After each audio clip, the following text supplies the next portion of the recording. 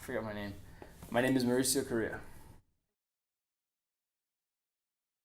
I am the editor-in-chief for Panku. I originally started as the liaison for the magazine. There was an opening after the current literary editor had left. Then I was offered that position, which I took immediately. After that, I was stayed as the literary editor for 2 semesters. My job was basically to handle all the pieces coming in, revitalize class visits, find strong poetry, find strong prose, edit it, make sure that they weren't breaking any grammatical rules. And I think I did that fairly successfully and with a lot of fun and a lot of joy for 2 semesters. From the moment I got in the magazine, I wanted to be editor-in-chief. That's all I saw myself doing. Anything I thought was towards eventually being the editor-in-chief for it. I had a really good idea of where the magazine could go, and the way I am, I like to push things. So even in my position, I tried pushing the literature, stretching it to see how far it could go, contacting the writers, seeing how we could work on their piece together. As editor-in-chief, I kind of just lounge about. I tell people what to do. In all seriousness, it's a really tough job. Anything that goes wrong with the magazine is my fault, both through the responsibilities of my position, but also through who I am as a person. Any mistakes are mine. I should have double-checked that. I should have known that. I should have been there during that particular step, and however that error was made. I'm responsible for the whole magazine going to print. If it's not ready by the deadline, again, that is my fault. I'm also responsible for handling all these different creatives who need information given to them in different ways, who prefer to be treated in different ways, who prefer to be talked to in different ways, who prefer to be given different difficulty, who prefer to be given tasks of various difficulties. Some prefer easier, smaller tasks. Some prefer larger, more generic tasks. I can't give the same person the same orders or the same ideas or the same advice or suggestion that I can go to another person. I kind of have to tailor myself to everyone's needs and try to motivate everyone and bring it in we're a collective force. I'm also responsible for contacting other professors. So people like Tony Lewis, who's been a really big help to us.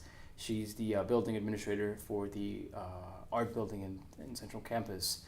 Reaching out to her to provide for the team, to be able to say, okay, now I've contacted somebody who can provide us with space for one of our outreach sit-ins, our submission sit-ins, or reaching out to Angela Kleiman and asking her for permission for the slideshows. At one point we had expression events, which were open mics, so I took it upon myself to reach out to the student life advisors. They got us the coffee house, they got us equipment, so a lot of that falls onto me to be able to, lead the internal stuff, but then also try to get us to reach outward as well.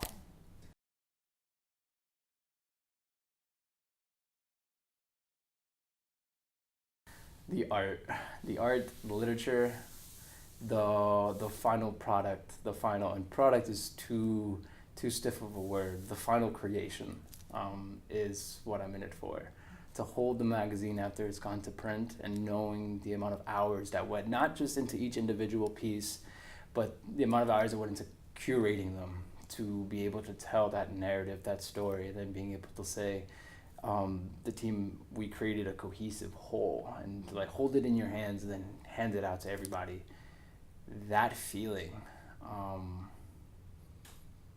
yeah.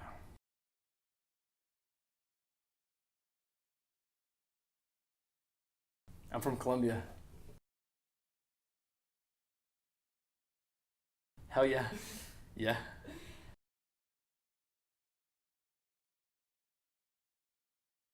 I have more of a creative fluidity. I have understanding. Jason Silva, look him up. Yes, please. I think that's impacted me in a really, really great way. I think at first it felt like a big burden, because there were a lot of Colombian jokes I didn't understand, Colombian cartoons I had no idea about. If I was in a social circle and they dropped some kind of, inside joke, it would go flying over my head.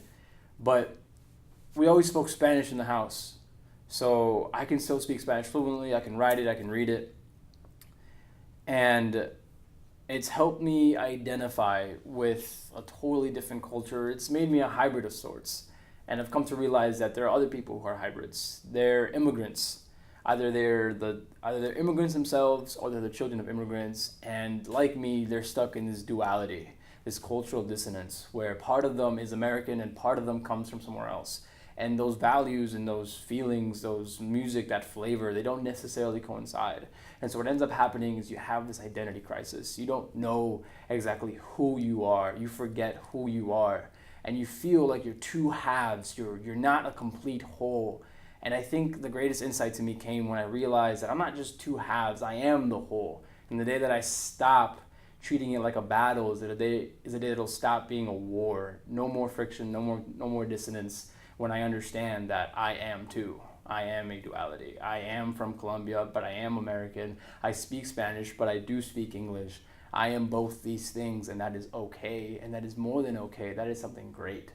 Why? Because I understand two different cultures. I understand that there's this fluidity of culture, and that I am not the only one with this background. So when I see somebody else, and they may be from somewhere else in South America, somewhere in Africa, somewhere in Western or Eastern Europe, somewhere in Asia, somewhere in the islands, the Caribbean, and I identify with them. It's not my language, it's not my culture, but I know what it's like. I know the form, I know the structure, I know the difficulties that come with it. I'm your friend. I get it.